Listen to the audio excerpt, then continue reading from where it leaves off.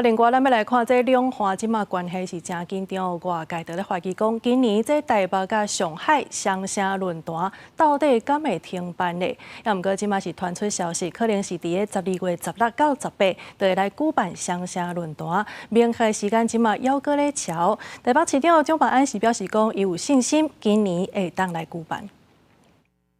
双城好、两岸好这样的角度出发，我们也认为一定要办，所以我们有信心今年可以举办双城论坛的相关事宜呢，我们都持续的在规划协商当中。如果有确定的消息，我们会尽快来对外说明。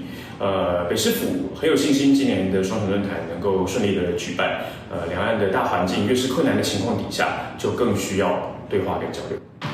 目前，这上海市政府呢已经送出代表团的名单，因为去年是台北市长蒋万安亲身去到上海，由上海市副市长花园来甲接见，所以预计今年呢，这上海应该嘛是会派副市长花园带团来台北参加双城论坛。要毋过目前呢，双方是犹搁咧敲笑这个时间，嘛无排除会互蒋万安甲上海市长呢竞争来实现。